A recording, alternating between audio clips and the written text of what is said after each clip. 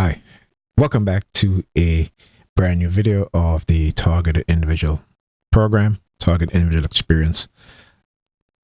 Again, another episode of Wakening the Minds of the People,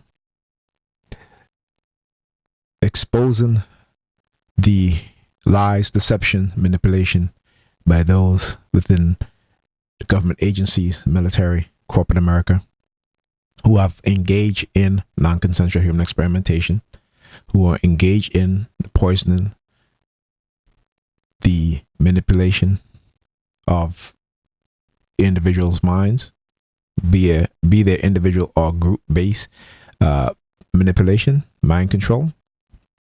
And the last video I did like this was on, I believe,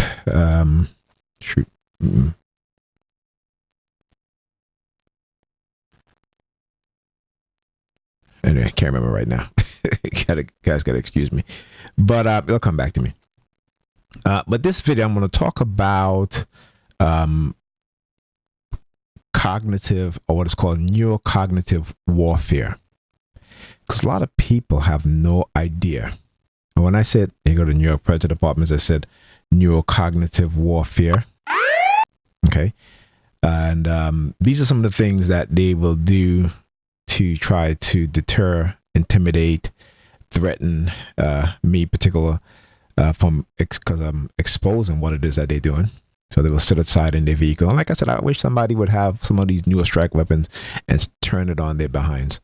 Like literally, like hit them so hard, like what they did to me yesterday, to where I was experiencing, again, the ice pick headaches, very, very painful, literally started crying. Like tears literally came out from my eyes because of the pain, and yelling out in pain. And they continue to do this. They continue to do this. Right? This is not some, again, as a TI, again, they do things in order to manipulate you, particularly if they consider you to be a threat. Okay, and it doesn't mean that you are a threat. It means that they perceive you as a threat, or they don't want you to succeed because of your vision, right? What it is that you want to do or plan to do. And if they cannot control you, right, they will destroy you, or they will try to destroy you or seek to destroy you. Again, COINTELPRO, as a black person, you can never forget that this government, past and present, continues to engage in COINTELPRO tactics against black people, but also against white people, Asian people, Hispanic people, particularly those who believe in equality, those who believe in particularly if you're a black person, black male or black woman, if you believe in the family, the black family, because they have sought to destroy the black family for decades now, and they have been successful. For the most part, they have been successful. And so neurocognitive warfare, as well as physical covert warfare, drugging, creating drugs to do certain things to the human body, environmental warfare, talk about lead poisoning a lot. And you go look at the statistics within the past, 2 decades. And just the 2 days, just from, I'm not even taking it back to the 1980s, because from the 1980s, millions of black children who are adults today, okay, their minds have been literally dumbed down because of lead. All right, so they go through school throughout their elementary, junior high school years with behavioral issues, right? And the U.S. government, be there city government, state government, accept no responsibility, even though they know. So that's just part of the warfare that they do, particularly to black people, and particularly in the communities where we live in. Right? And again, no one can dispute this, because again, you can say you'll dispute it, but when you look at the evidence, you cannot dispute it. If you follow the evidence, you will see that they have been engaging in this type of environmental warfare. We know about Flint, Michigan. We've seen what happened in Flint, Michigan, right? Not also that, there are other cities. There's cities and towns all across the United States, big or small, in which environmental warfare, lead in particularly, as well as noise, and as well as air pollution. All right, and you look at states where you have a lot of air pollution, particularly in New York. Right, black children suffer from asthma the most disproportionately, all across the board. All right, so that's just part of. There's a lot of stuff that they do that's going on, but we, particularly with we in the black community, the Negropeans, are clueless. Okay, they're clueless because they're addicted to Jesus. Jesus is their crack. The church is their crack pipe. All right, so on a sudden they flood into the churches, which is their crack pipe, to smoke Jesus. Literally, Jesus is their crack, while ignoring, right, what these individuals are doing in their community to their children in the education departments. Right, the health disparities between where black people suffer the most negative health impact than anybody else. Okay, and I'll put a disclaimer to that too, because the Native Americans, though their numbers is not as significant, but they also have been affected by this warfare. But at least they got reparation. Okay, unlike Black American descendants of slavery. Okay, and I'm a big proponent on reparations for ADOS people. All right, and for black people throughout the world. But anyway, that's not the point of this video. Let's get back on track. So I want to play a video. This is called Inside DARPA, the most powerful and secretive military agency in the world, Annie Jacobson. Right, so she wrote a book, okay, which I have to purchase. But here is an interview that she did. It's just a clip from the interview. You guys can go look at the interview. It's on Danny Jones Clips. There's a website, Danny Jones. Let me see here if I can find the website is called Danny Jones. Okay, and you can go listen to the entire interview. Well, I'm going to play this clip again. This is going to use the fair use copyright disclaimer. Copyright disclaimer under Section 107 of the Copyright Act of 1976. Allowance is made for fair use for purpose such as criticism, comments, news, reporting, teaching, scholarship, and research. Fair use is a use permitted to copyright statute that might otherwise be infringing. Non-profit, educational, or personal use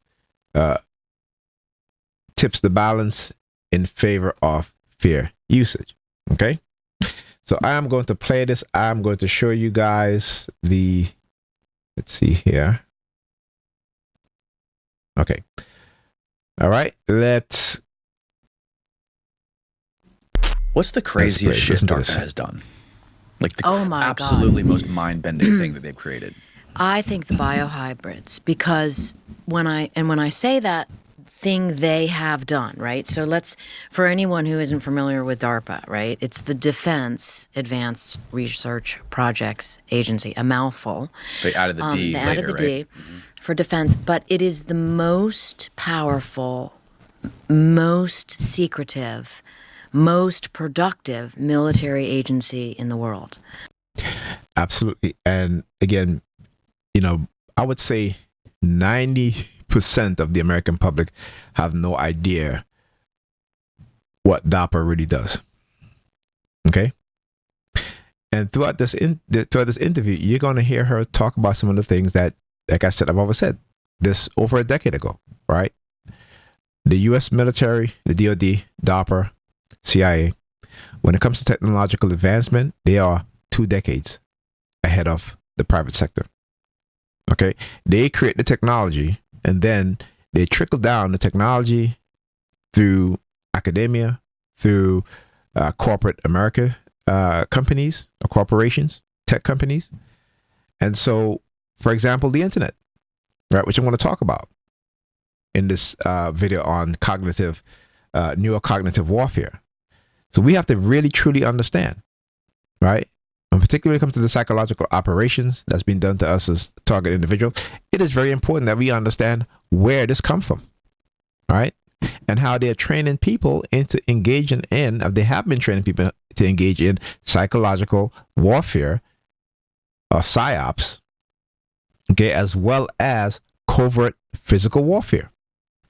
And when I talk about the Zurzum program in East Germany at the time, what we have here in the United States is COINTELPRO, Zurzum, as well as the weaponization of technology, all right, and the use of psychiatry to hide the illegal, non-consensual human experimentation that the U.S. government have been doing.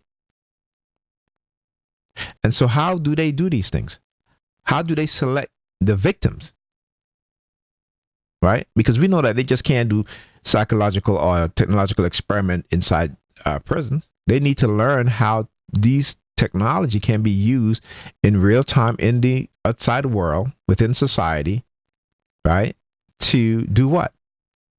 Just like a COINTELPRO, right? The FBI. We need, this is they're saying, the FBI, we need to infiltrate the black community and to destroy or to control their leaders going forward. If we cannot control their leaders, then we will engage in what? Negative campaign, negative forms of attack to discredit black leaders so that they will have no credibility within their community, within the churches, within the community, within their homes, right? We will destroy them if we cannot control them. So many people tend to not understand the seriousness of this. And this is why I say, particularly here in America, as well as in the Caribbean, whenever you have young black people, men and women, okay, who wants what's best for black people, it does not fit the agenda of Western society. Right?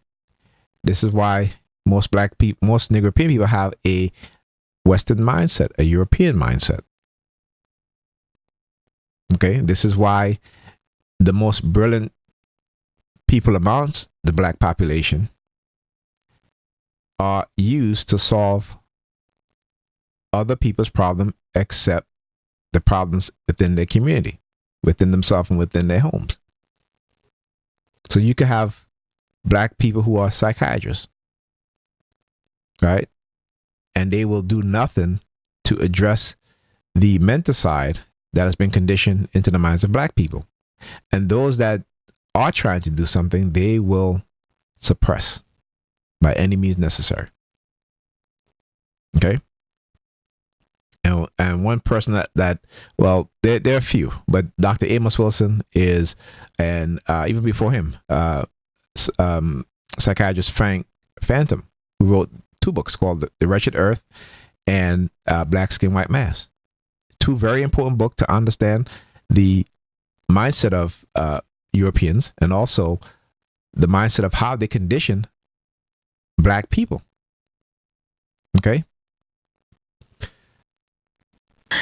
And I kind of believe that before I wrote the book, most people had not heard of DARPA. I mean, I think, or at least when I was doing press for it, it was like shocking. I think you're right about that. So that's fascinating. And part of that has to do with DARPA likes the public perception of, that they like do all these things for the good of humanity. And actually, we know from the declassified documents again, or actually this was not declassified. This was the statement by the first SecDef at the time, the SecDef at the time that the DARPA was created, Neil McElroy, an advertising executive who became a Secretary of Defense. You know what she just said? She just said it was an advertising executive who became the director of. Let's go back to this again. Who became a Secretary of Defense. He became the Secretary of Defense. Right? So again, understanding how, when you look at social media platforms like Facebook and Instagram. And this is why they want control of TikTok. Right? Because when you have a social media platform as large as TikTok that is not owned by a U.S. corporation, which means that, matter of fact, TikTok is Chinese owned. And they don't have the ability to engage in using TikTok to do psychological warfare, or what is called cognitive, neurocognitive warfare. Okay. He said he went. Before I continue, so understand this: in corporate America, executive, they are part of the U.S. defense and offensive military system. Don't think because they're private, okay? And I said this all the time before. You see, the U.S. will accuse China or companies in China of being influenced or being part owned by the Chinese military, Chinese government. But the United States do the same thing. Right? So the company may not be owned by the U.S. military or have you, but when you look at the people who start these companies or who are running these companies, a lot of them have military backgrounds. Look at Facebook, right? The chief financial officers, their chief technical officers, all these individuals at the top comes from the NSA, the CIA, or from the DoD. Right? People don't really understand how the internet is a weapon. This is how, again, Facebook can run psychological operation on its users, run psychological operation on Instagram to do what? To manipulate the minds, particularly Instagram, of young people.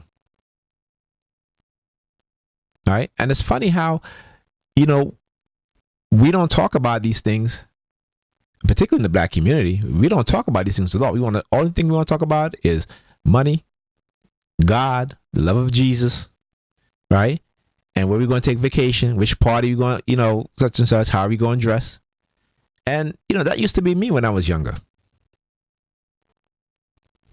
Right? Though not to the extent that these young people do it today, but, we are conditioned to become, into being a consumer, a people of consumption. We consume things. We don't build anything. And if we do build anything, is working for a company that is not owned by us. Right? So we just consume. This is why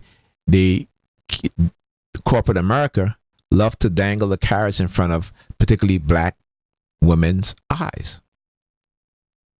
Right? Because black women are the biggest spenders on luxury items than anybody else. The biggest consumer on hair products, weaves, wigs. Right? So when you create a self-hatred within the minds of a group of people, particularly black, Negro women, right? You have multi-billion-dollar companies that is based from the consumption of their products by Negro women. And do you think the government care about these people? Right? No, they don't. When you have hair products marketed to black women in particular, right? Hair products that have dangerous chemicals in it, right? They would not even allow any hair products with those dangerous chemicals marketed to white people, particularly white women and white young girls.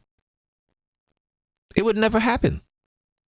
But marketed it for black women, it's totally fine. Right? But then you look within black people, black communities, and particularly black women, you see how neurocognitive warfare have been so successful in conditioning their minds. Okay? In conditioning their minds. So that's conditioning their minds. See, they're being extra subtle, right? extra subtle. So when I say words like mind, minds, similar sounding words that may have different meaning to them, they will use it. Again, like I said, I have to do a video on those things because, again, I'm continuing to study what it is that they're doing. And every time they implement something new, I have to document it, right? So anyway, so we definitely see how neurocognitive warfare have been so successful, right? And let's talk about the psychological warfare, right? Even prior to the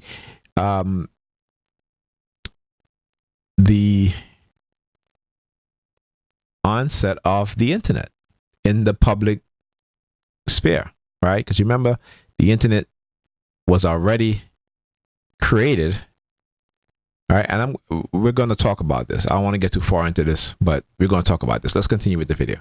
To Congress to get the funding, and he said this agency is going to create the vast weapon systems of the future.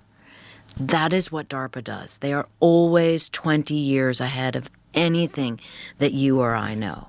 So any technology that is like, what the hell was that I just saw and you're not supposed to have seen, that's DARPA. Right? They were doing Neuralink in the 90s, right? They are always doing. Exactly. Trady said they were doing Neuralink in the 90s. They were doing Neuralink in the 1960s. Okay? So again, this, shout out to Danny Jones. I appreciate a lot of videos that you do, my brother. But you're still a little bit misinformed. They've been doing this since the 1960s, 1950s, matter of fact. Dr. Jose Delgado, Dr. Robert Heath.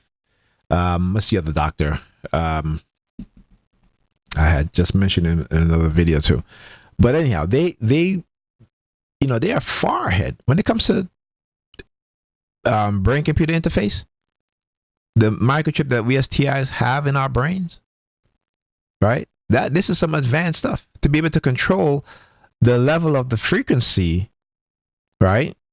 Because this is what they were doing to me all these years. When I used to get some serious headaches, man, they used to send me some message about, okay, we're going to try a different level or increase or decrease the levels, what have you.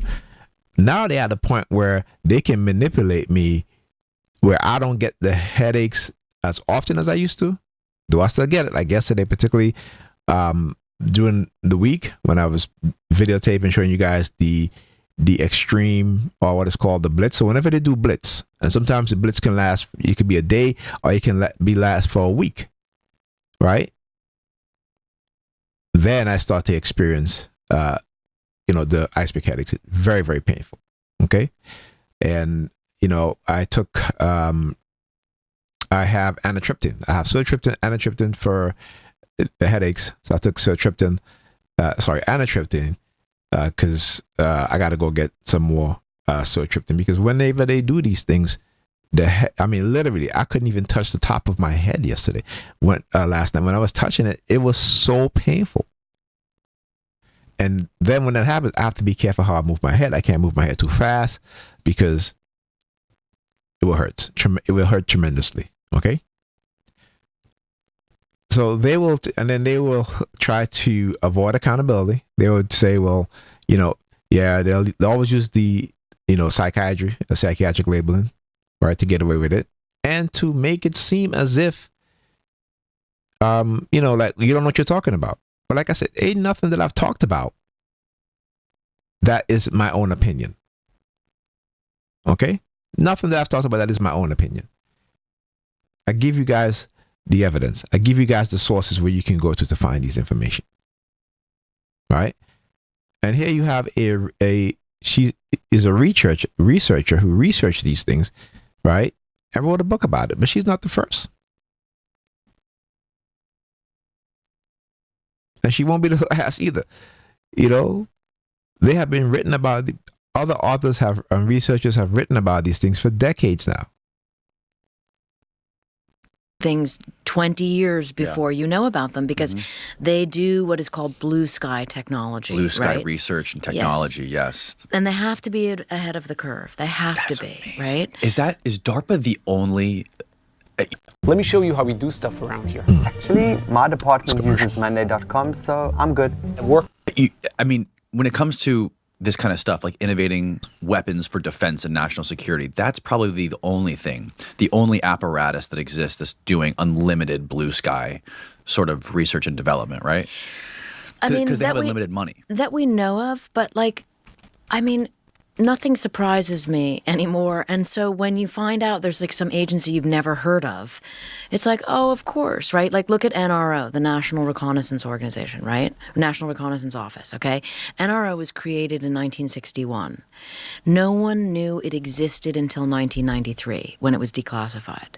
So they were involved in the first technology, the first satellites technology. So when I interviewed Dr. Bud Wheelon, who was the first director of science and technology at CIA.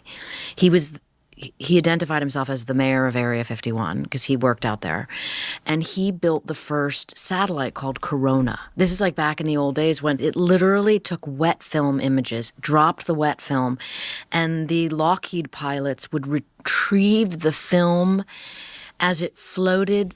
The canister of film floated down from space with a parachute attached to it. I'm not kidding, right?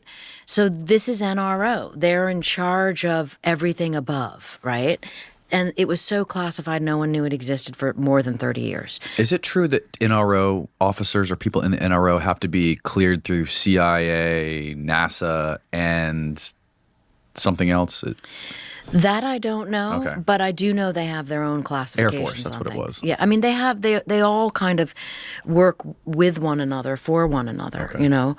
I mean, one of the guys I interview in Nuclear War, Richard Garwin, who designed the thermonuclear bomb, drew the plans for Edward Teller, right? When Edward Teller couldn't figure out how to actually make the bomb explode, Richard Garwin drew the design that allowed it to, right?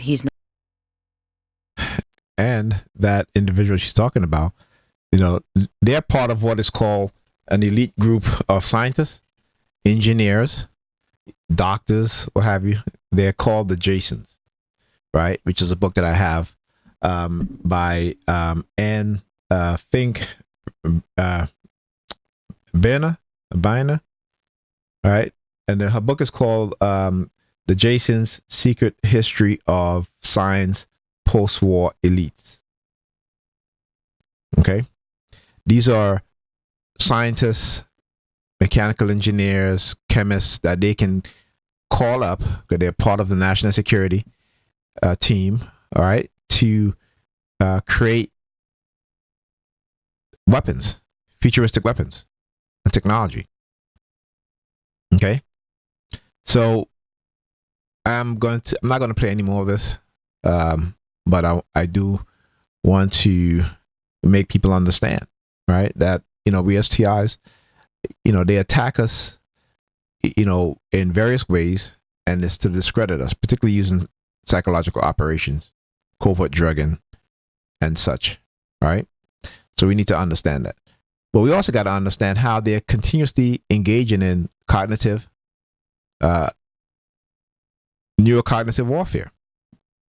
All right. So the internet is a weapon that they've created.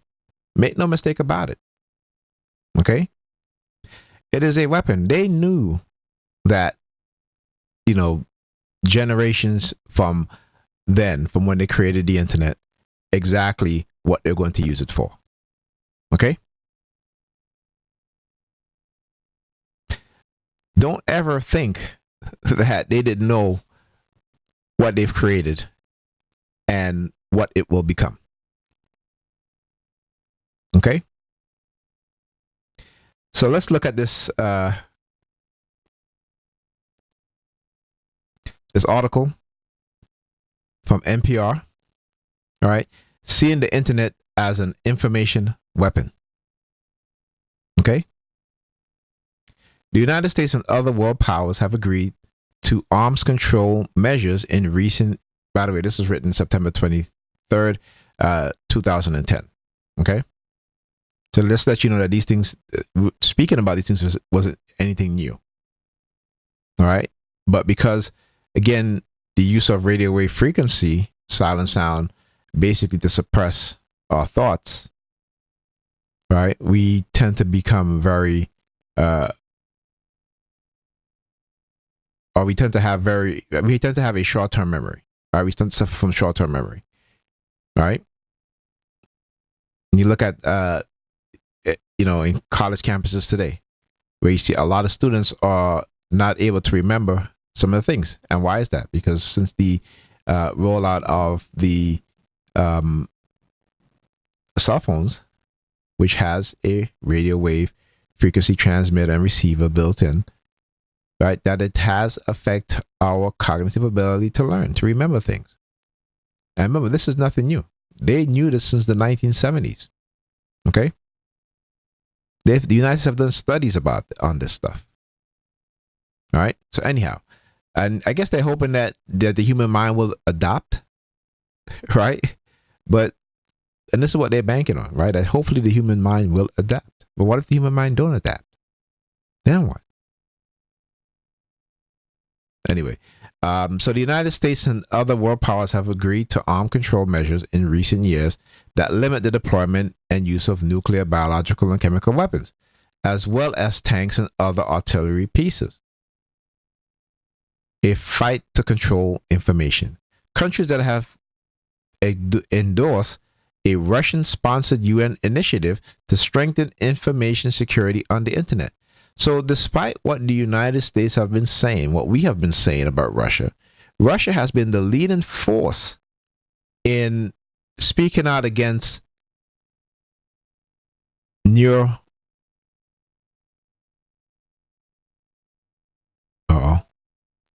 air raid sirens. Because I mentioned Russia. I'm not saying this. This is what the article says. And this has been and again, it is true. Russia has been the leading country in fighting against the weaponization of the internet. Hold on, let me.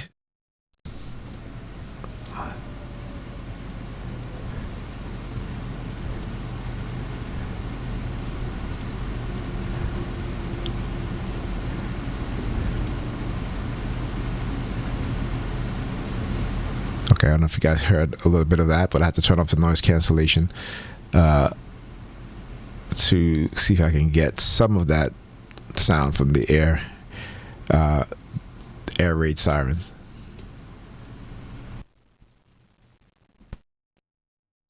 Okay. And like I said, the misinformation that the United States that we have spread about Russia, when it comes to, we say like, well, we are the biggest proponent of internet security. No, they're not. The United States is not. I talk about, I live in the United States.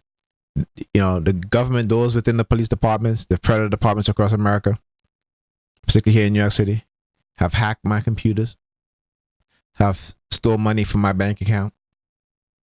Okay, have engaged in psychological and technological warfare as well as financial warfare against me, trying to ruin my credit, doing things so that I cannot repay or pay my bills on time.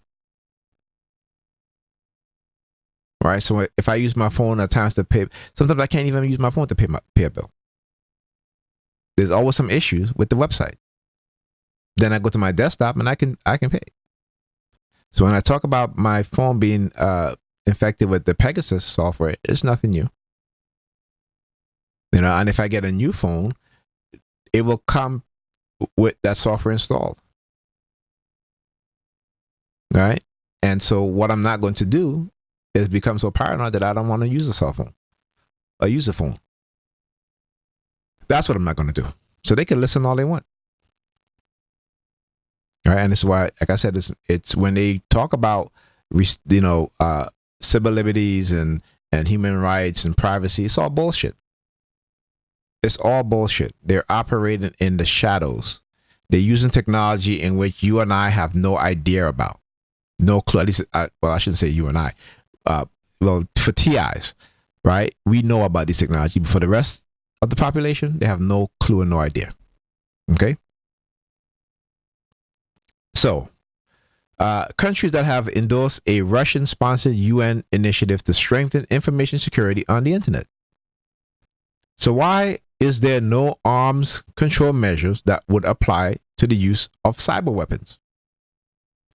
It is not for lack of attention to the issue. Government and military leaders around the world have warned that the next world war is likely to be fought at least partly in cyberspace. And cyber disarmament discussion has been underway at the United Nations for more than a decade. All right. So this is written in where? 2010. Right. So like I said, don't think that they don't know what they did when they implemented, gave the internet. Remember, the U.S. military, CIA, DARPA is the one who created the internet. All right. So, all right. It says, this and cyber disarmament discussion have been underway at the United Nations for more than a decade, and more recently at the International Telecommunications Union, the leading UN agency for information technology issues. The problem is that government have widely varying ideas of what constitute a cyber weapon, and that cyber war and what a cyber war might look like. Advanced industrial democracies are likely to see a cyber attack as an assault on a computer infrastructure that underlines power, telecommunications, transportation, and financial systems. But many developing countries see cyber war in political terms. The Russian government, the leading advocate for the cyber arms control agreement, prefers the term information war and describes the threat in terms that make cyber conflict sound like a battle of ideas. Each year since 1998, Russia has introduced a resolution at the United Nations calling for an international agreement to combat what is called information terrorism. Russian leaders worry that the internet makes it so easy for people to communicate that a government could use the internet to challenge another country's political system. And we see that happen. We see it still happening today. Right? Some Russian diplomats have actually revived an old Russian term, ideological aggression, to describe what governments can do to each other via the internet. See, we use the internet to get information, we watch movies, entertainment, all that stuff. But the internet is a weapon that is used to condition your mind to change your way of thinking and your behavior. Now, when I say change your way of thinking, don't think of me saying that as in a positive way. We see how people become radicalized online. Right? We see this all the time. But we don't take it seriously because why? Because we in the West, particularly here in the United States, have been conditioned to not take these things seriously, even though we know they're happening, because our emotions are being suppressed. Our critical thinking skills are being suppressed. Okay? At a UN disarmament conference in 2008, Sergei Korakov of the Russian Defense Ministry agreed that anytime a government promotes ideas on the internet with the goal of subverting another country's government, even in the name of democratic reform, it should qualify as aggression, and that in turn would make it illegal under the UN Charter. Particularly, any information operation conducted by a state or a number of states against another state would be qualified as an interference into international affairs. Kurakov said through an interpreter. So any good cause, like the promotion of democracy, cannot be used as a justification for such actions. The United States has consistently opposed efforts to limit internet communication, but the Russians are not alone in their interpretation of the information threat. James Lewis, who has advised the UN Institute for Disarmament Research, says he's heard similar views from several governments. The thing that really unites them is their desire to control information, to control consent. Lewis says they see information as a weapon. An official from one of those countries told me that Twitter is an American plot to destabilize foreign governments. That's what they think. And so they're asking, how do we get laws that control the information weapon? Last year, Russia successfully supported an even sharper vision of its cyber disarmament proposal at a summit at the Shanghai Cooperation Organization, which includes China and 4 Central Asian countries as well as Russia. The accord defined information war in parts as an effort by a state to undermine another political, economic, and social system, using the terms like mass psychologic brainwashing. The agreement said that this dissemination of information harmful to the spirit, moral, and cultural sphere of other states should be considered a security threat. The U.S. diplomats suspect the Russian view of the Shanghai Accord as a blueprint for the kind of cyber disarmament agreement they would like to see approved at the UN. Given the open nature of the internet, the implementation of content controls in the name of cyber peace may require some changes in the way the internet is governed. In recent months, the debate over internet governance and cyber arm control has moved to the International Telecommunication. As I said, I got confused with that word. New York President Department is not using their sirens. All right.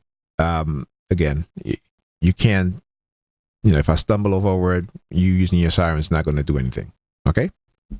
How about you stop doing it? All right. Because I'm going to tell you what, my next video is going to be on the FAA research into noise pollution and what it does to the human mind. So thank you for keep doing that, because you're always giving me new ideas and what to talk about. So anyhow, the ITU Secretary General, Hamagan Toure, has even suggested that this organization could broker a cyber disarmament accord. My dream is to have a cyber peace treaty, Toure said in London earlier this month. Okay? So, again, information is weaponized. People are, as a TI, we know that people are weaponized against us. They are radicalized against us. Okay? Through lies, propaganda, half-truths by those operating within the shadows. Okay?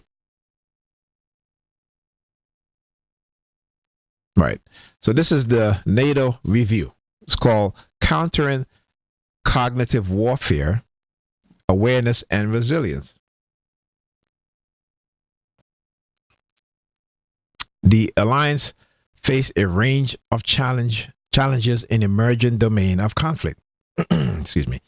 These domains can arise from the introduction of new and disruptive technology.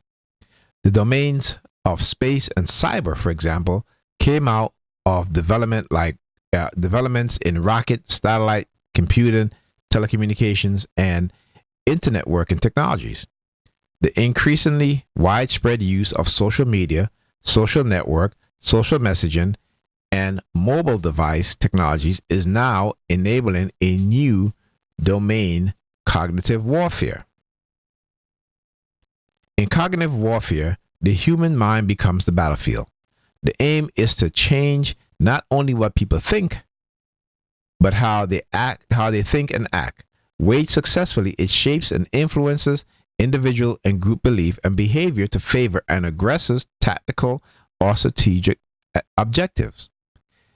It is in its extreme form, it has the potential to fracture and fragment an entire society so that it no longer has the collective will to resist an adversary's intention.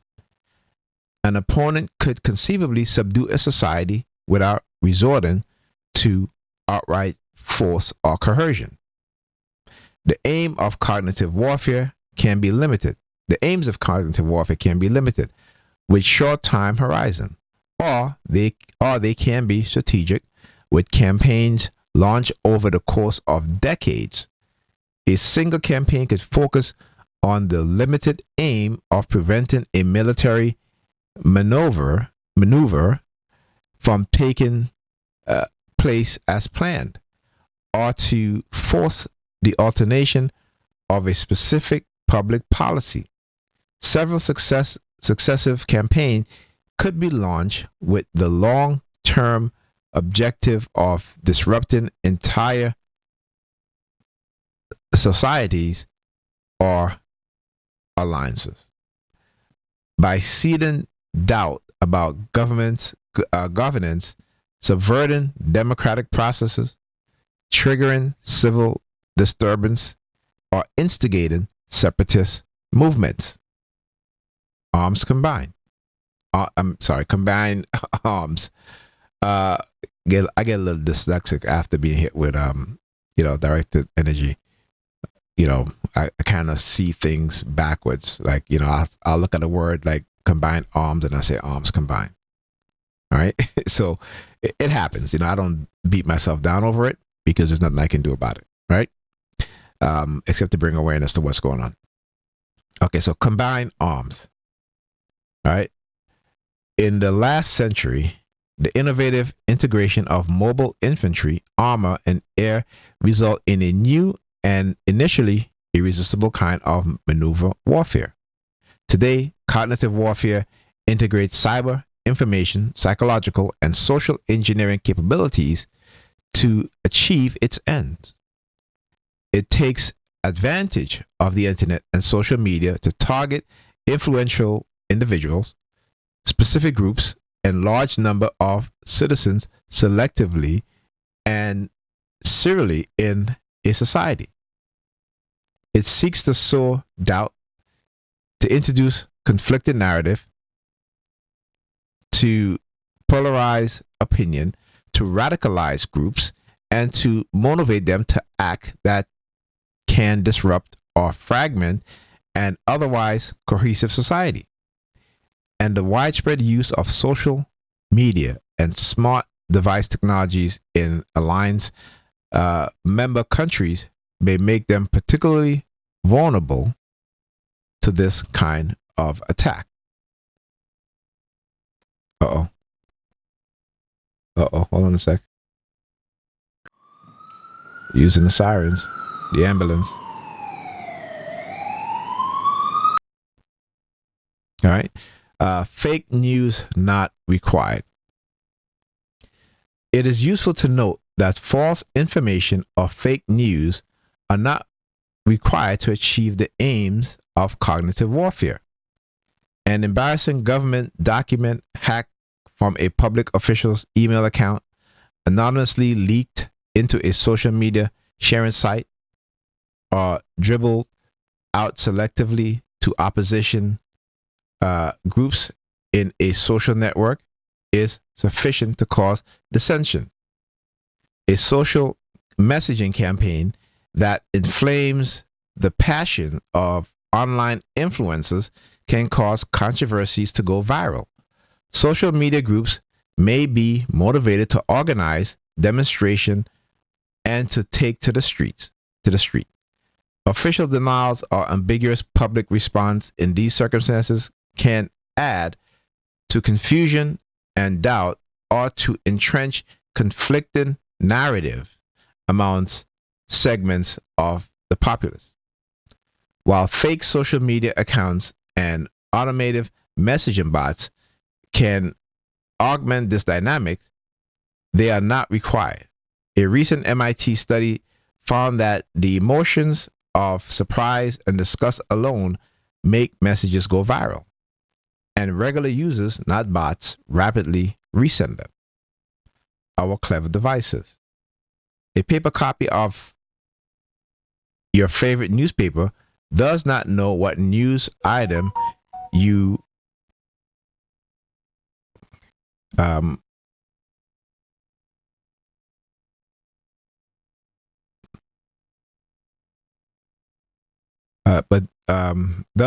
does not know what news items you prefer to read, but your tablet computer does.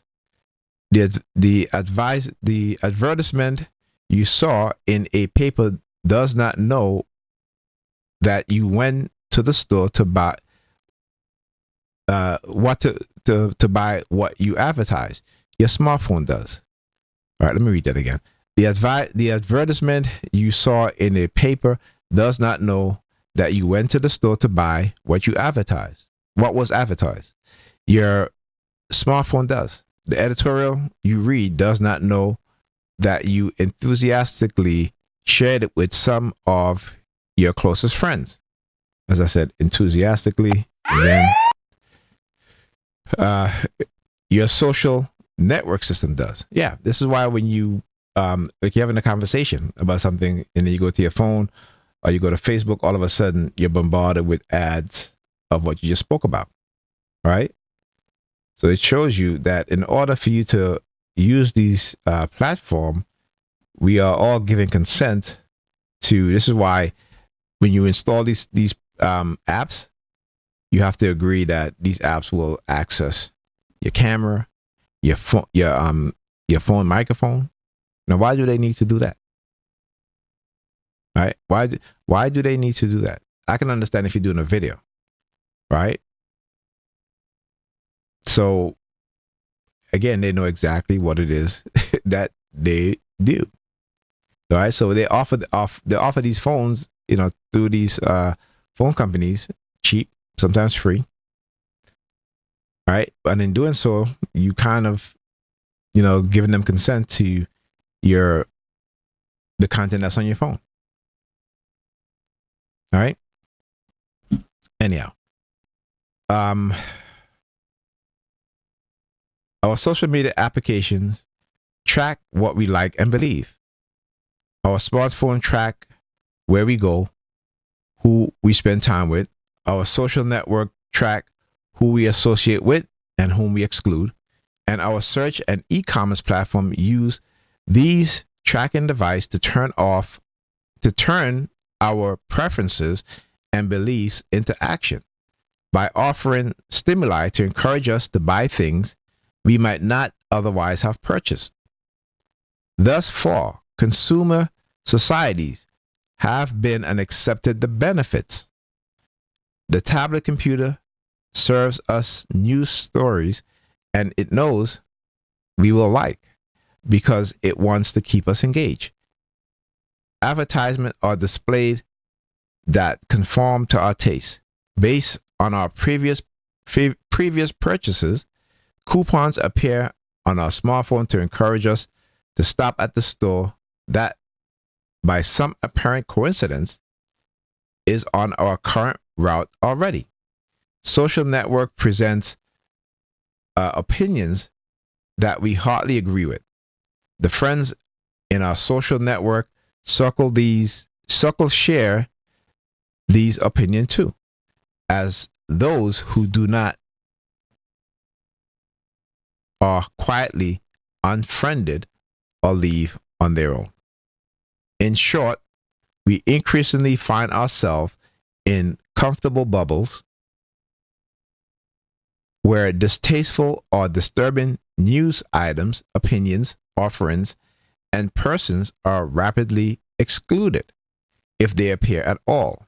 The danger is that the society at large may fragment into many such bubbles, each blissfully separated from the other, and as they drift apart, each is more likely to be disturbed or shocked whenever they come into contact. The regular bustles and commerce of the public square, the open debate in a public forum, the sense of a common res public affairs of a pluralistic society. These moderating influences may become weakened and attenuated, and our sensibilities more easily disturbed. What once was a vibrant, open society becomes instead a collection of multiple closed micro-societies cohabitating the same territory, subject to fracture and disarray. Our weakened minds. Our cognitive ability may also be weakened by social media and smart devices. As I said, cognitive ability, it just engaged in the, I think it was the spitting sound. I don't have that sound effect yet. I got to get it. Listen, there are things that I talk about that, you know, again, the whole spitting sound thing that they'll do, it's another form of coercive threat. Okay? Or the use of the sirens. Or as you see, the use of fireworks, right? This morning, you know, this is the 5th of July, right? Woke up this morning, immediately, what happened? They start using the fireworks. How did they know I was up? Again, I didn't get out of bed. I just lay in the bed with my eyes closed. But they knew I was up, right? They started using the fireworks. Okay? But I've shown this already, right? They'll do it a couple of days before a holiday, like 4th of July, and then they'll continue on for the entire month. Okay? So, our weakened minds. Our cognitive abilities may also be weakened by social media and smart devices. Social media use can enhance the cognitive biases and innate decision errors described in the Nobel Prize-winning behavioralist Daniel Kahneman's book, Thinking Fast and Slow. News feeds and search engines that serve results which align with our preferences increase confirmation bias, whereby we interpret new information to confirm our preconceived beliefs. Social messaging apps rapidly update users with new information, including recency bias, whereby we overweight the importance of recent events over those of the past. Social networking sites induce social proofing, wherein we mimic and affirm others' action and beliefs to fit in our social groups, which becomes echo chambers of conformism and groupthink. The rapid pace of messaging and news release and the perceived need to quickly react to them encourages thinking fast, reflectively, and emotionally, as opposed to thinking slow, rationally, and judiciously. Even established and reputable news outposts now post emotional headliners to encourage viral discussion of their news article. People spend less time reading their content, even as they increase the frequency in sharing them. Social messaging systems are optimized to distribute short snippets that often omit important context and nuance. This can facilitate the spread of both intentionally and unintentionally misinterpreted information or slanted narrative. The brevity of social media posts, in combination with striking visual images, may prevent readers from understanding others' motives and values. The need for awareness. The advantage in cognitive warfare goes to him who moves first and chooses the time, place, and means of the offensive. Cognitive warfare can be waged using a variety of vectors and media.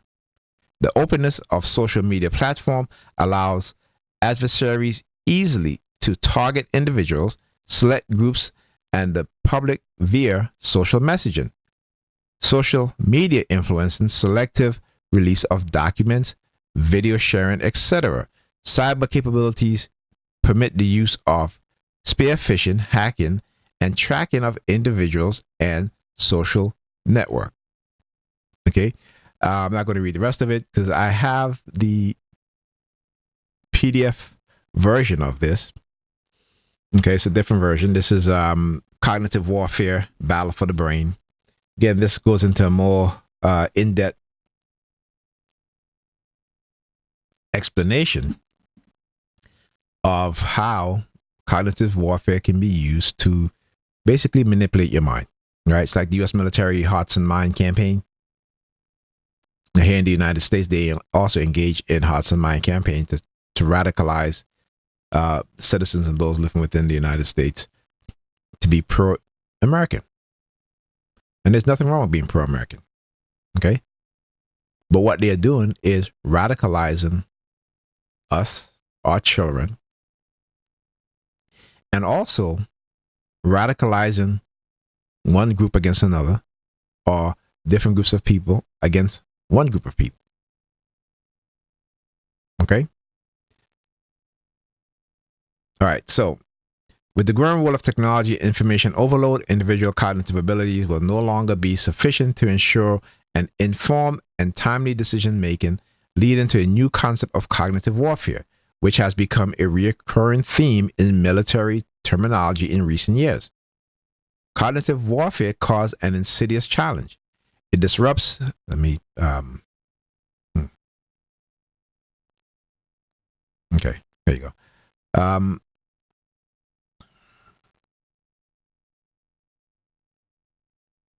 Cognitive warfare causes an insidious challenge. It disrupts the ordinary understanding and reaction of events in a gradual and subtle way, but with significant harmful effect over time.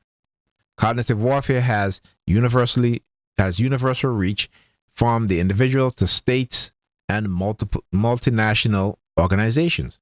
It feeds on the technique of disinformation and propaganda aimed at psychologically exhausting the receptors of information. Everyone contributes to it, to varying degrees, consciously or subconsciously, and it provides invaluable knowledge on society, especially open society, such as those in the West. This knowledge can be easily weaponized. It offers NATO adversary a means of bypassing the traditional battlefield with significant strategic results, which may be utilized to radically transform Western society. I'm going to push back on this a bit and say that the reason why our government, particularly those within the military and the CIA, the security agencies of the military, don't want any sort of compromise in terms of when it comes to the use of cognitive warfare, is because they have been using cognitive warfare for decades now. And they have done things to subvert other nations in terms of influencing elections, right? Now, I'm sure you guys remember the 2016 presidential campaign, Hillary Clinton, Donald Trump, right? And how the internet was the deciding factor in Hillary Clinton losing to Trump, right? With the leaks of documents and information, the lies, the propaganda, right? And this happens here in the United States, and it wasn't by some adversary like they will claim Russia. No, it was by both political parties here in the United States. Okay? All right, so the instrument of information warfare, along with the addition of newer weapons. See, he mentioned newer weapons. Again, psychology, right? Psychological manipulation, cognitive warfare, along with neurological weapons, add to future technological perspective, suggesting that the cognitive field will be one of tomorrow's battlefield. This perspective is further strengthened by the rapid advances in NBIC, nanotechnology, biotechnology, information technology, and cognitive science, and the understanding of the brain. NATO's adversaries are already investing heavily in these new technologies. Hence, the advent of the concept of cognitive warfare brings a third major combat dimension to the modern battlefield. To the physical and informational dimensions, it is now added a cognitive dimension. The latter thus creates a new space of competition. Beyond the land, maritime, air, cybernetic, and spatial domains, which our adversaries have understood and sometimes already integrated. Warfare in the cognitive domain mobilizes a wider range of battle spaces than the physical and informational dimension can do. Its field of action is global and is aimed to seize control of human beings, civilians as well as military organizations, nations, but also of ideas, psychological, especially behavioral thoughts, as well as the environment.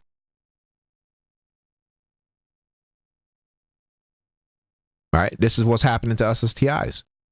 All right, this is part of what is happening to us as TIs. All right. Cognitive warfare, information warfare, and cyber warfare. There is no commonly accepted definition of cognitive warfare. The notion of cognitive warfare is still not really well understood and is very often confused with information or cyber warfare. Defining cognitive warfare.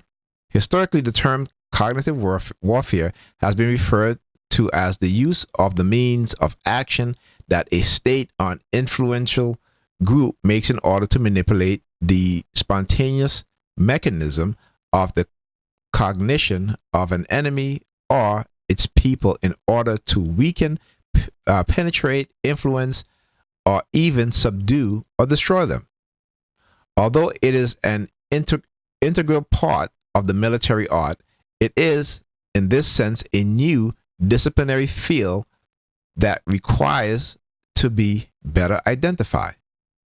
It comes from the cyber techniques of information warfare and from the human aspect of soft power or influence, with the ambition of manipulation of what we usually call psyops, or psychological operation.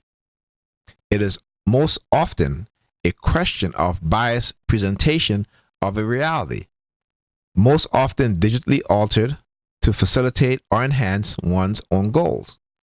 The pervasiveness of information technology and the lack of attribution offer infinite possibilities, paving the way to new methods and new objectives. Some of the alliance adversaries have clearly understood the military interest in CW.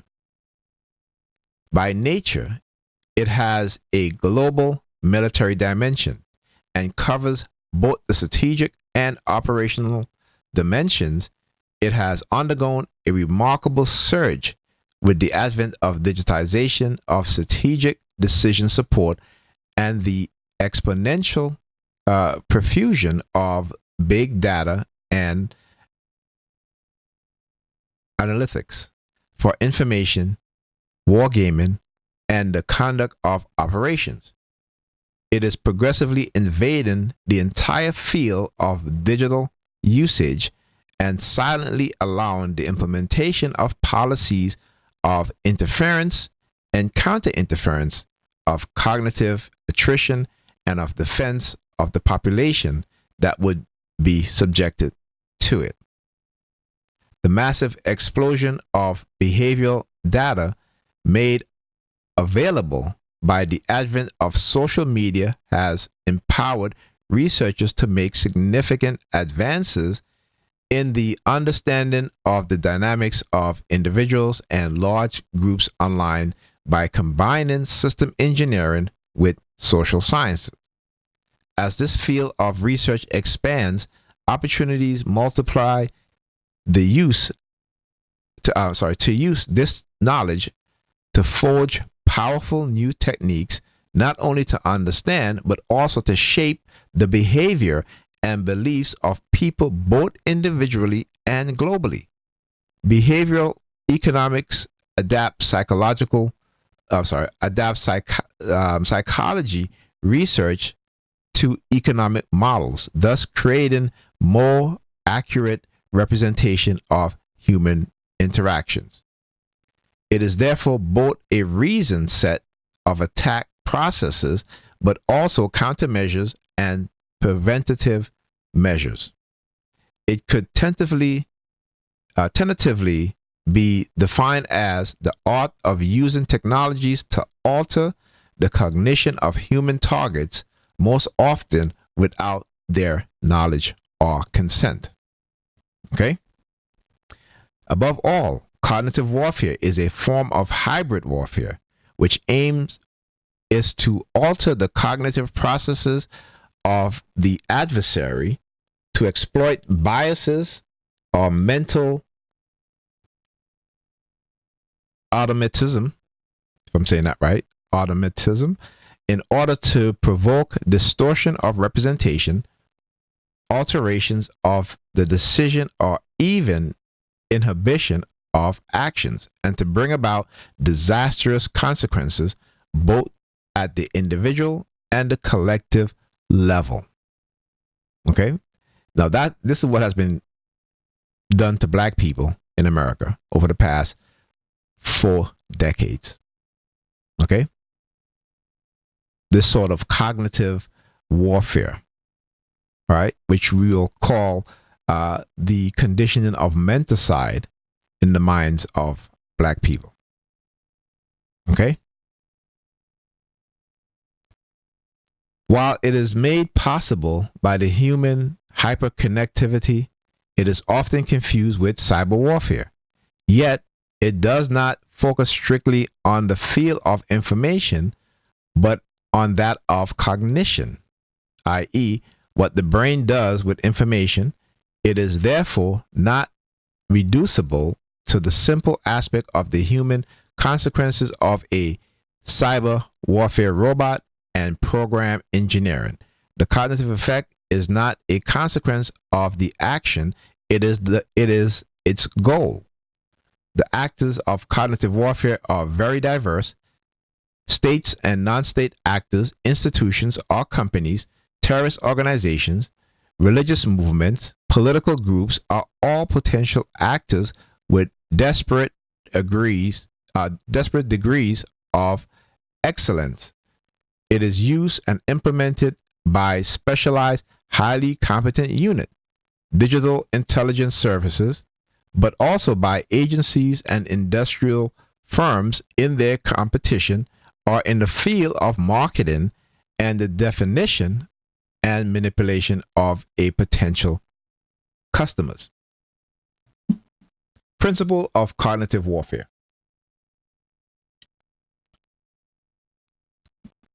According to Professor Bernard Claverie,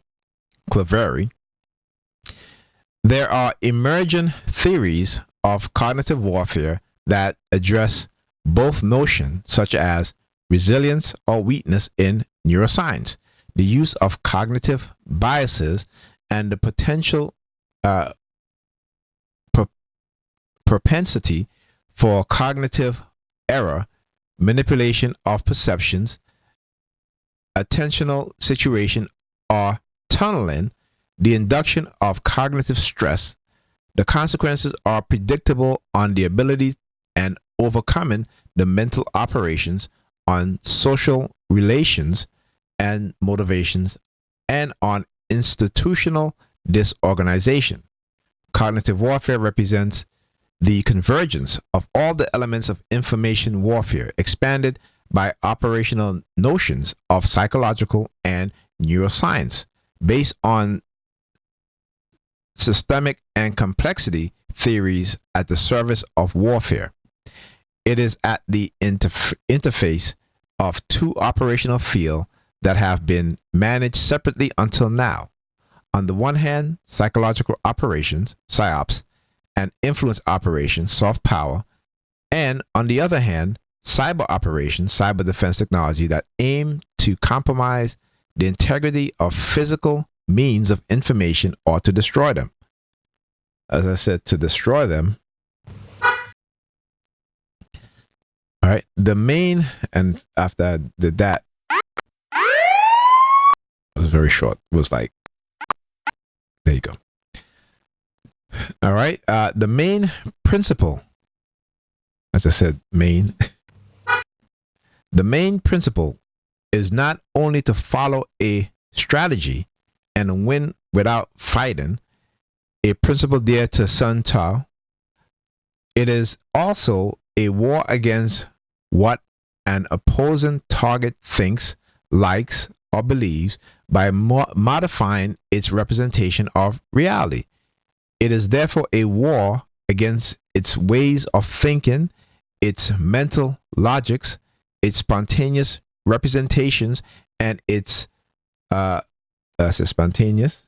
I gotta get the whistle thing. The way it was like, whoosh. And its conceptual processes. The goal is to alter the representation of the world, but this has the consequence of undermining the whole of society in a very likely doable way.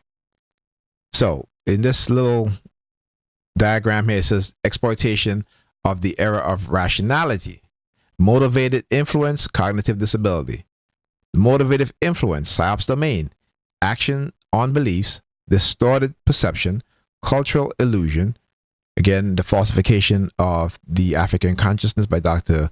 Amos Wilson, very brilliant man who understood the technological processes and the technological process as well as the psychological process and processes which has been done to black people, but not also that too, but economics, economic warfare, environmental warfare, technological warfare, all these things he's talked about, and you know they gave him, I think he died of cancer. They gave him cancer.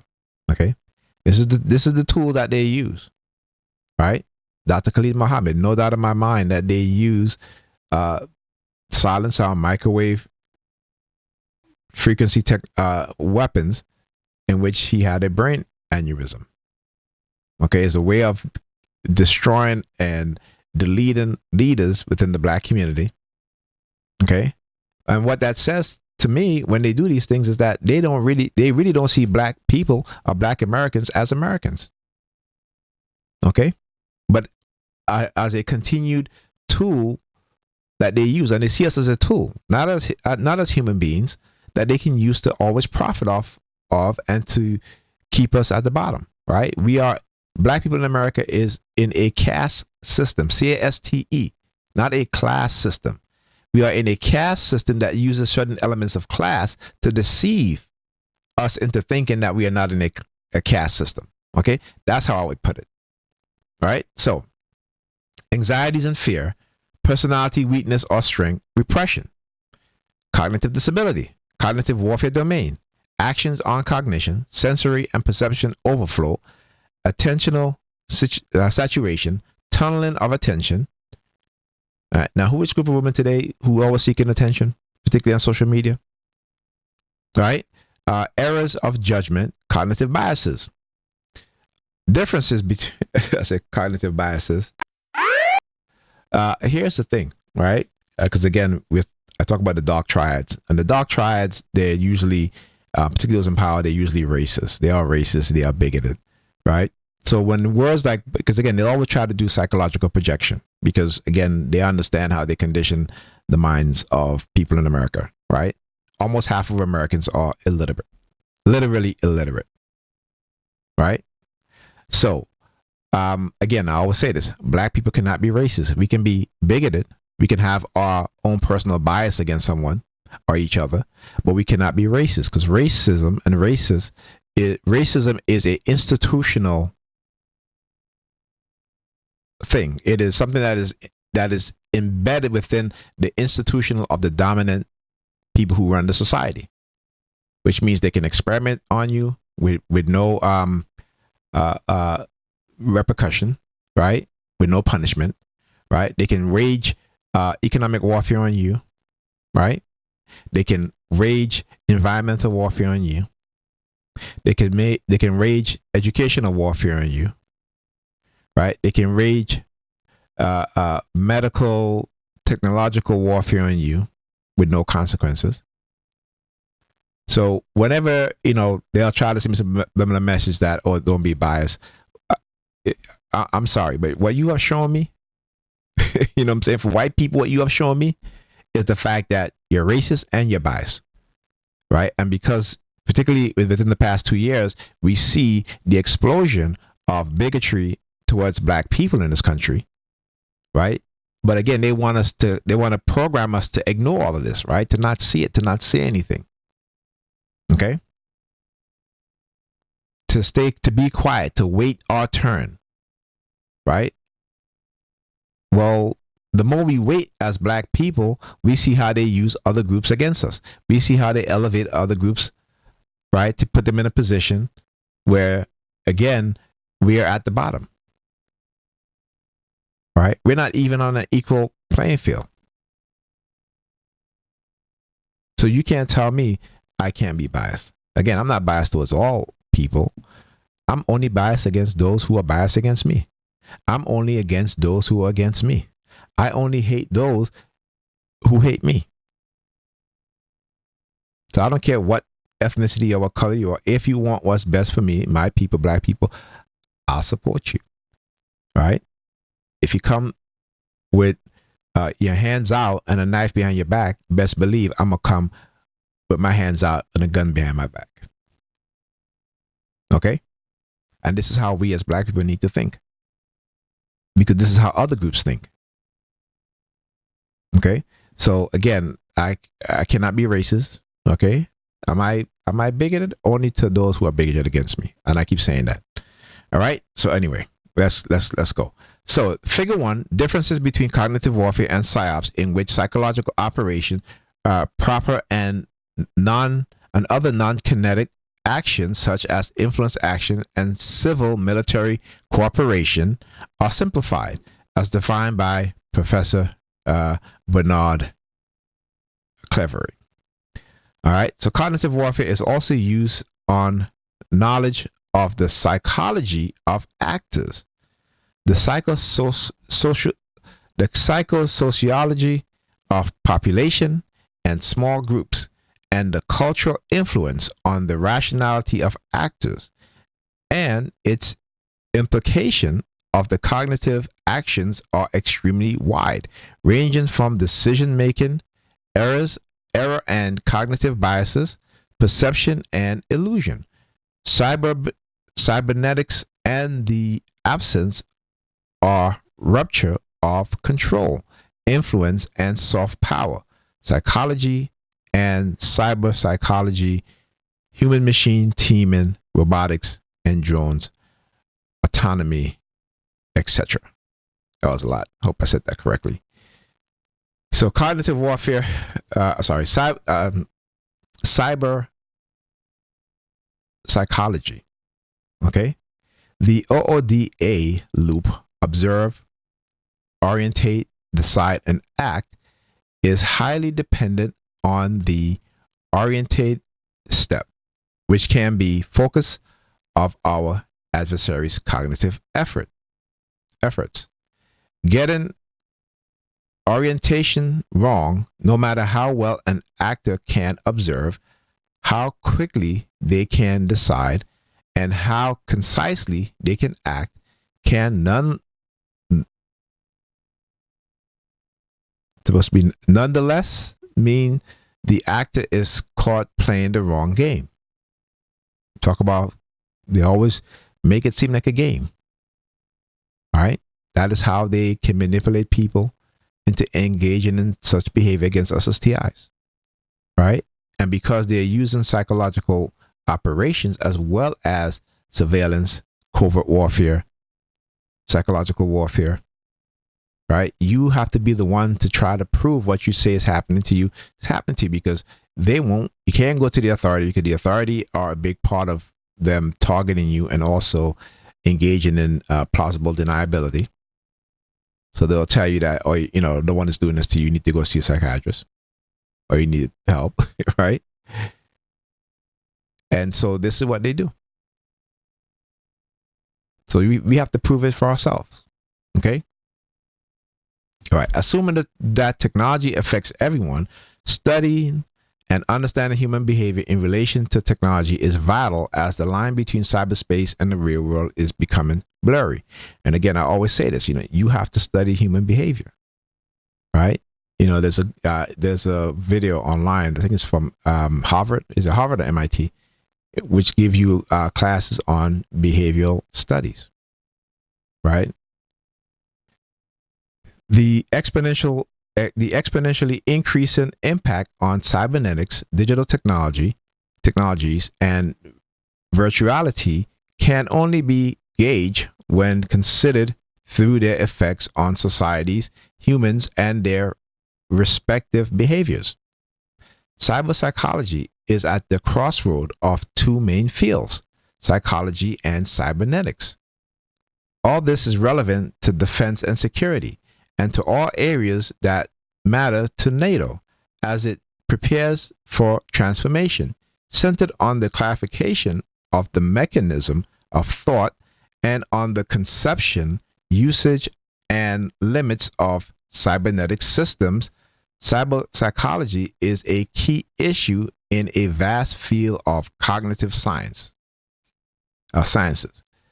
The evolution of AI introduces new words, new concepts, but also new theories that encompass a study of the natural functioning of humans and of the machines they have built, and which today are fully integrated in their natural environment, right? Anthropotechnical, right? Anthropotechnical. Today's human. I wish I had. I need to get a. Do I have the gunshot sound? Because that's what they're doing over there. Let's see. Okay, I don't have it here. But again, they're being very, very subtle. Okay, so I need to put that sound effect in there too. Where was I? So tomorrow's human being will have to invent a psychology of their relation to machines. But the challenge is to develop also a psychology of machines, artificial intelligence software, or hybrid tools. And you see how they trick the public into training artificial intelligence is to say, you can use AI to write a script, to write a book, to take your test, to do all these things, right? We now have AI art where you just say, you can describe the type of art that you want to create, and the AI will create it for you. Okay. And so what this has done, what do you think is going to happen when you have less than almost half the American population being illiterate, right? So what we're going to see in the next decade, I remember I said this, you're going to see at least 65% of the American public being illiterate. Okay, that's within a decade. Because as people use more and more AI, right, they tend less to study, less to, be creative, right? Because now you're having the AI be creative for you. So you will lose your ability to become creative. AI now making music, writing songs, creating beats, right? But why are they doing this? Greed, corporate greed, and control. The more illiterate a society becomes, it's easy for those in power to manipulate, to control. Okay? And because they have engaged in this game warfare or tactics, right? Society has been training AI in ways that it will take them, meaning the engineers, the code program writers, stuff like that, it would have taken them another 20 to 30 years. Okay? But not also that. While you're training the AI, that AI is studying your thought patterns, how you think. Right? So now it can predict how you will behave. See, we don't think about these things. And on top of that, they don't have to pay the hundreds of millions of hiring programmers to do the work when they can get it done for free by the public.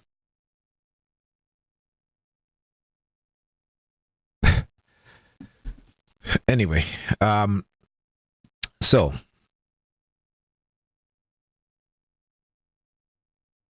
it was I.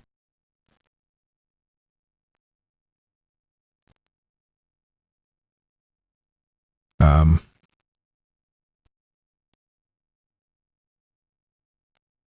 right, so tomorrow's human beings will have to invent a psychology of their relations to machine, but the challenge is to develop also a psychology of machines, artificial intelligence software, or hybrid robots. Cyber psychology is a complex scientific field that encompasses all psychological phenomena associated with or affected by relevant evolving technologies.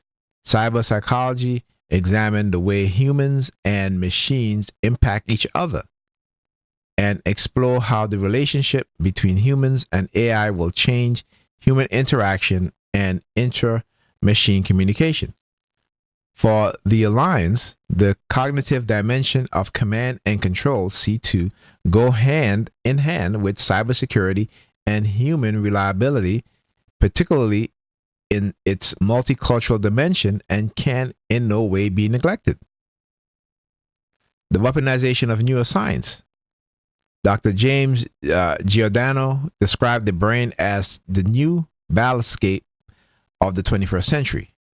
While there are many voices claiming that we have already transitioned from war of attrition to war of cognition, hyperconnectivity alongside the ambiguity of information technologies, the explosion of data, and the advances of technology resulting from neurosciences allow us to foresee infinite possibility in terms of brain manipulation. With the advent of the aforementioned tools and techniques and new technologies such as neural and generative network, augmented reality, virtual reality, artificial intelligence, voice recognition, brain scanning, machine-driven communication, MADCOM, our brains are increasingly being targeted. Understanding the brain has become a key challenge for the future. Brain as a weapon. NBIC, nanotechnology, biotechnology, information technology, and cognitive science, is a scientific project that commits to the convergence of 4 domains that have been disassociated until now. Nanotech, I said 4 domains.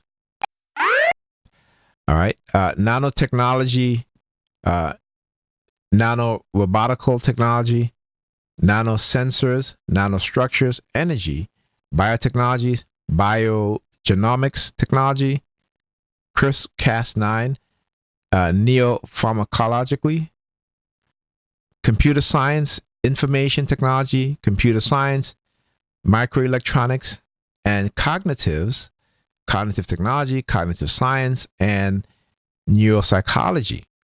This project was formalized in 2002 thanks to the U.S. Department of Defense and was then followed by major international institutions and nations for the convergence of future technologies. Okay? And here you have a diagram, nano, info, cogno, bio, all right? Nanotechnologies, biotechnologies, infotechnologies, cognotechnologies, NBIC. Convergent technologies as defined by the US DoD in Rocco and Brainbridge 2012 report. The convergence of NBIC aim at developing tools to adapt or enhance individuals thanks to a real human system hybridity in the fields of health, security, defense, and with the, as I said, health, security. I think it's security. Again, the use of the, trying to say that, as TIs, we're a threat to national security. Yeah, we are a threat to national security because they implanted us. So imagine going to another adversary country and say, hey, the U.S. government implanted me. You want to study the implantation? It's the reason why when I, at times, during my target, and I'm thinking about moving out the country, moving to like China, they'll start using the sirens. And then on top of that, they'll start sending me subliminal threats about being stabbed on the train, And this is where you see all that stabbing. And this was before all that stabbing was taking place on the train. So what that shows me and tells me is that they're actively manipulating people to engage in such behaviors. But no one wants to believe it. Actually, no one wants to know it. I shouldn't say not believe. No one wants to know what's going on. Okay? All right.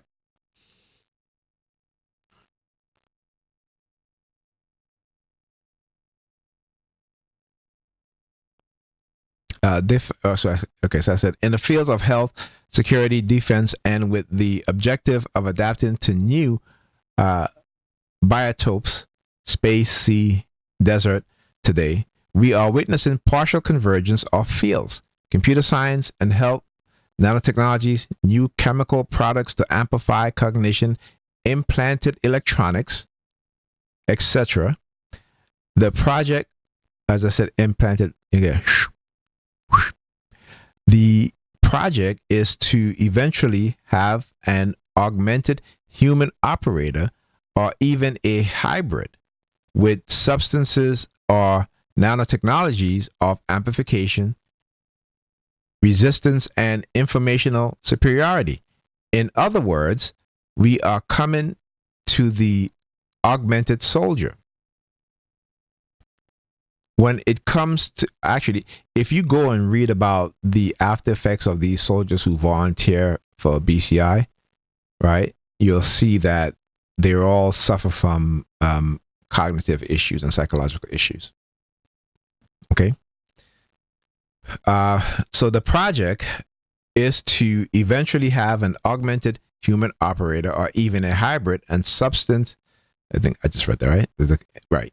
So when it comes to the connected brain, particularly that of the warfighter and the action that can be exerted on it, or the protections that can be applied to it, it is an offensive and a defensive aspect of cognitive warfare.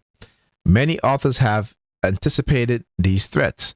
For the time being, they are still mostly in the realm of science fiction. I don't think so. Okay.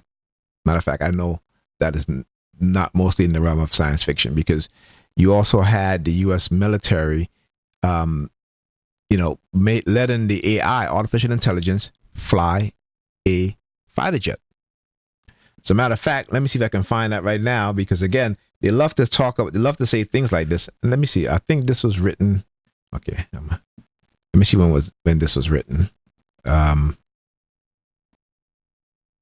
Do they have a date on this?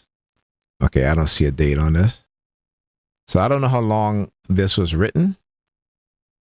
All right. But let me see here.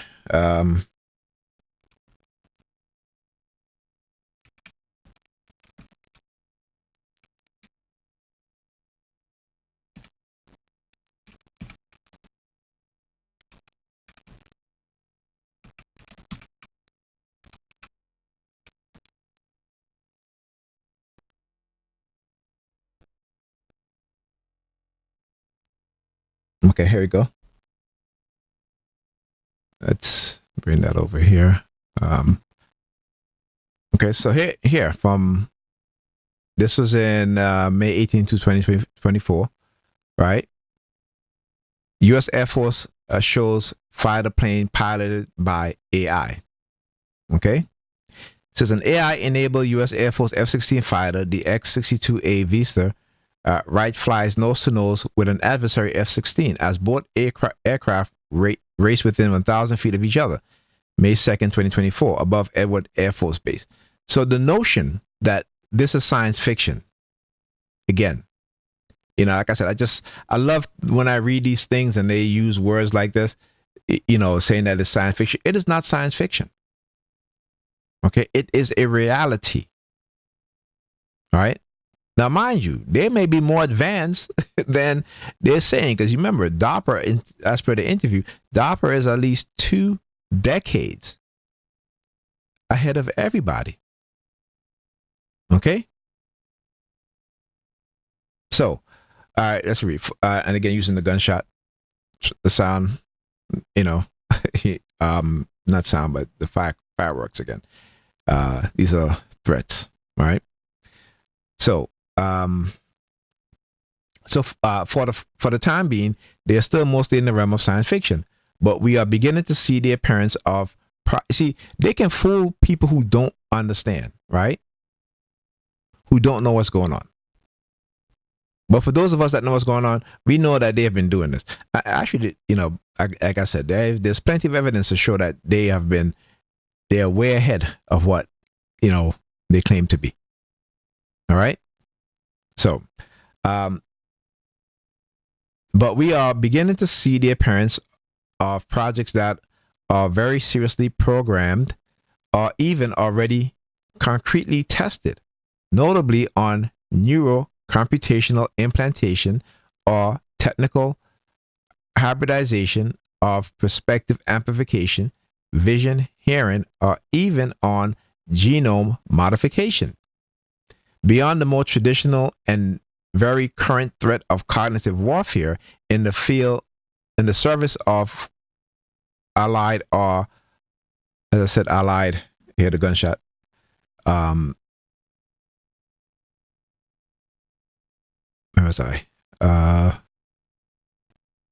Of allied or competing states or even non-state entities, we should be interested in the future of NBCI and in its influence on human cognition through deter saturation, or even we can envisage taking control and diverting the objective. Okay? And see, one of the things that they'll try to do also is because, when you're speaking the truth, remember I talked about this, right? So they have to make it, see, they're the ones that lie. They're the ones that manipulate. So they have to, within the public mind, create this narrative that you are who they are. Like you are their dark persona. You are their dark personality. But understand that their dark personality is their personality. This is how they think, right? But they'll give you certain aspect of their personality because they want to, again, get away with doing what they've done to you as TI, which is as a TI or TIs, which is non-consensual human experimentation. Okay? So always remember that. And the coercive threats and all that stuff is just a game to them to make, because they've gotten the sheeps within the public sector to engage in such behavior, again, based on a false narrative, false propaganda, covert psychological and covert physical warfare. Okay? So no one really understands what's going on. And again, we talk about the U.S. government, its security agencies, law enforcement agencies. Well, who is there to police them? Right? Because they've clearly shown that they can't police themselves. Right? They will kill innocent civilians and will say that, oh, well, our officers went by policy, they did nothing wrong, or what have you. And then a video comes out and then you see, well, you assaulted this individual. This person was in handcuff, or this person was compliant to your command and you shot him or her, right? I watched a video earlier of which you had a police officer. They stopped this young black man, right? He's sitting in his car, right? Comes out of the car. One of the officers put his hands on his shoulder and he's like, don't touch me. Which he has every right, right? Because you take him out of the car, you don't explain to him why he's being pulled over, or actually, or anything, and then they lie. And then here comes this jacked up dumbass predator cop, basically started running and tackled the guy breaking his ankle. And then all of them laughing when he couldn't walk. When he's screaming in pain. And there's no empathy, there's no sympathy, there's no care, no concern. And again, he didn't commit a crime. It was for a traffic offense that they say. And this is how they treat him. They are always escalating things because, again, this is how they're being conditioned. Okay? And yet the department head said that he did nothing wrong. And then this young man got a lawyer, got the body cam, and then all of a sudden they fired the officer. I think they charged them too with aggravated assault, something like that, and lying. Okay, because that's who they are. All right. So anyhow, militarization of neuroscience and technology. The use of neuroscience and technology for military and intelligence purposes is realistic and represents a clear and present concern. In 2014, a U.S. report assessed that neuroscience and technology has matured considerably and were being increasingly considered. So remember, in 2014, they said that it has matured considerably. And in some cases, evaluated for operational use in security, intelligence, and defense operations. More broadly, the iterative cognition sorry, let me read that again. More broadly, the iterative recognition of the variability of neuroscience and technology in these agenda reflects the pace and breadth of development. I was about to say breath. Again, then they followed by the gunshot sound. And development of the field. A large number of nations are currently pursuing neuroscientific research and development for military purposes.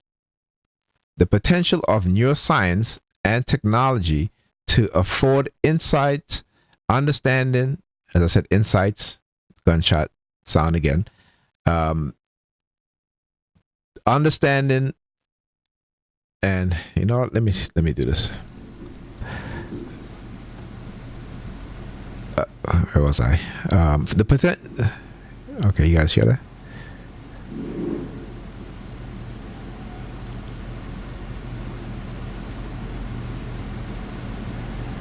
The potential for neuroscience and technology to afford, now you hear the sirens, to afford insights, understanding, and capability to affect cognitive, emotional, and behavioral aspect of individuals and groups rendered the brain science particularly attractive for the use in security, intelligence, and military warfare initiative. To approach this issue, it is important to establish 4 fundamental premises. Firstly, neuroscience and technology is and will be increasingly and more widely incorporated into approaches to national security, intelligence gathering, and analysis, an aspect of military operations. All right, so they quiet down now. All right. I took off noise canceling so you guys can hear, and they went silent.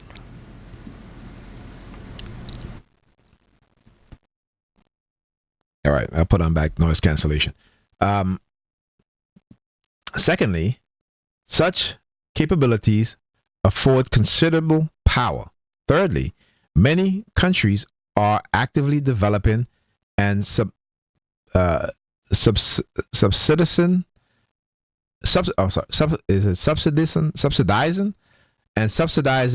neuroscience and technology research under dual use agenda or for direct incorporation into military programs. Fourthly, these international efforts could lead to a capabilities race as nations react to new developments of attempting to counter and or improve upon one another's discoveries. This type of escalation represents a realistic possibility with potential to affect international security. Such brinkmanship must be acknowledged as a potential impediment to attempts to develop analyses and guidelines that inform or prompt policies that seek to constrain or restrict these avenues of research and development. Neuroscientific technologies and neuroscientific techniques and technologies that are being utilized for military effort include neural system modeling and human brain-machine interactive network in intelligence, training, and operational systems. Neuroscientific and neurotechnological approaches to optimizing performance and resilience in combat and military support personnel. Direct weaponization of neuroscience and neurotechnology. Of note is that each now they're back with the, you see, when I put the noise canceling back on, now they're back with the fireworks again, right? And all may contribute to establishing a role of brain science in the 21st century battlefield.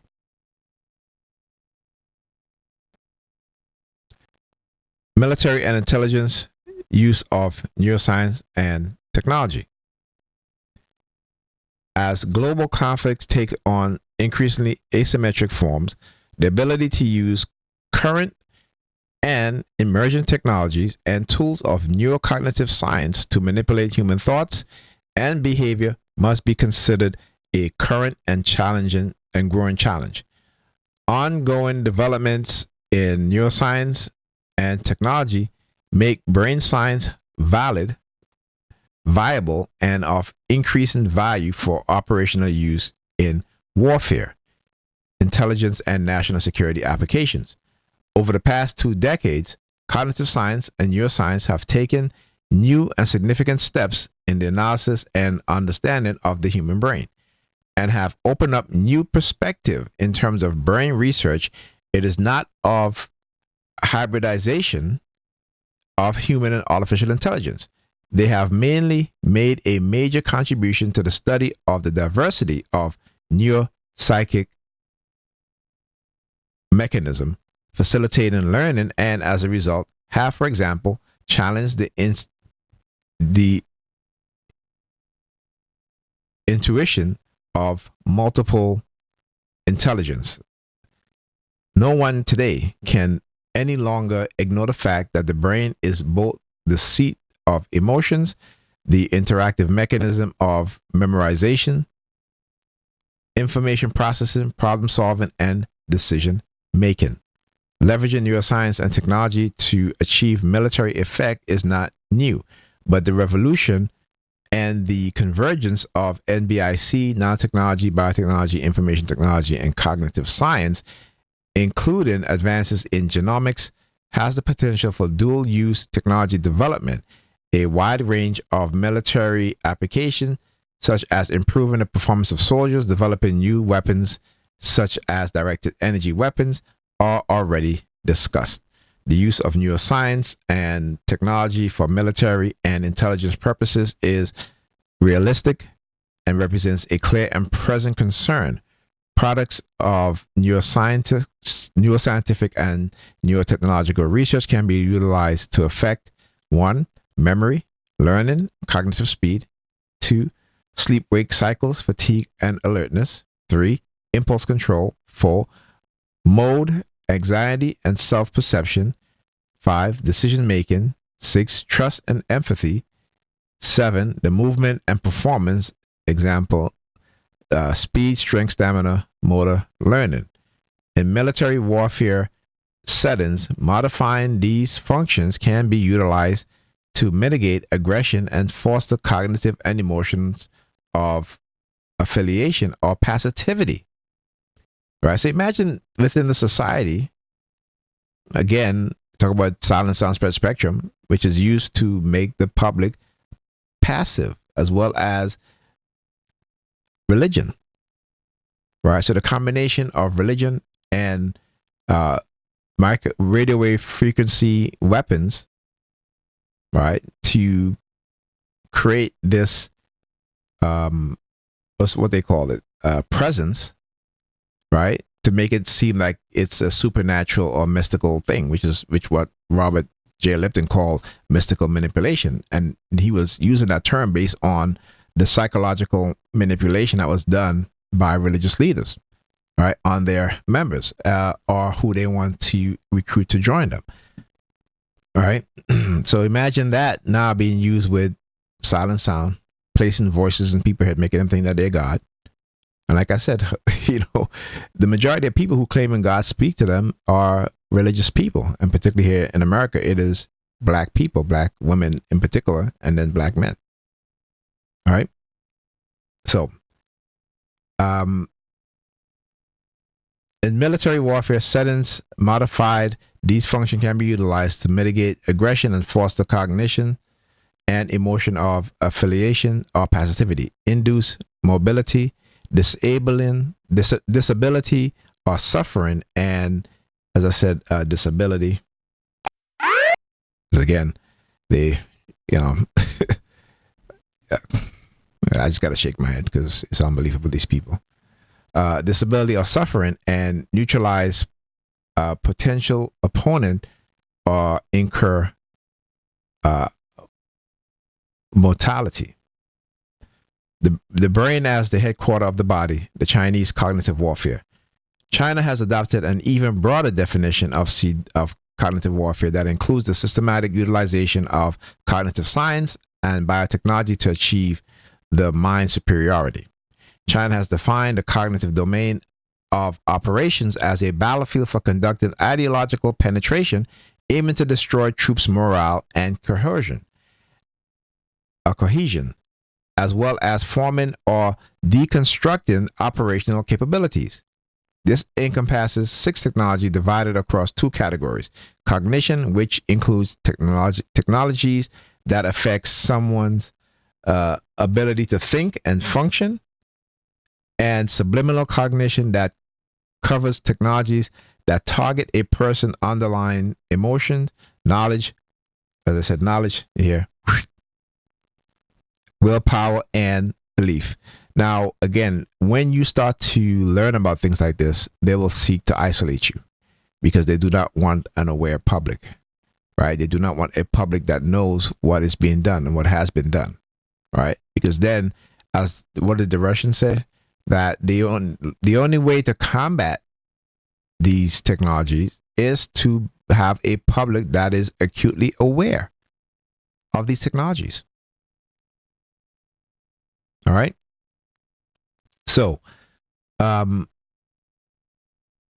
subliminal cognition that covers technologies that targets a person's underlying emotion, knowledge, willpower, and beliefs. In particular, Chinese innovation is poised to pursue synergies among brain science, artificial intelligence, AI, and biotechnology that may have far-reaching implications for its future military power and aggregate national competitiveness. The goal of cognitive operation is to achieve the mind superiority by using information to influence an adversary's cognitive functions, spanning from peacetime public opinion to wartime decision making. Chinese strategists predict that the pace and complexity of operations will increase dramatically as a form of character of warfare continues to evolve. As a result, People Liberation Army, PLA, strategists are concerned about the intense cognitive challenges that future commanders will face, especially considering the importance of optimizing coordination and human-machine fusion or integration. These trends have necessarily increased the PLA's interest in the military relevance not only of artificial intelligence, but also of brain science in new direction in interdisciplinary biological technologies, ranging from biosensing and biomaterials to human enhancement option. As I said, bio, the word bio, right, means, something's bio. But again, in terms of shaping people's personality, right, particularly here in the Black community and in the Hispanic community, what they have been doing, again, is engaging in what is called trauma-based fear conditioning. The use of physical trauma, the use of SA, trauma and assaults, the use of lead poisoning, again, and the use of money, right? In order to, they will elevate gay Black men while pushing out they will elevate gay Black men while pushing out straight Black men, right? This is how they will elevate gay Black women while pushing out non-gay Black women. This is, again, a war that they use against Black people to get them into engaging in a type of alternate sexual lifestyle or alternate behavior lifestyle, which is non-threatening to the powers that be, and particularly non-threatening to white men in corporate America, in the medical industry, and in all forms in academia, right?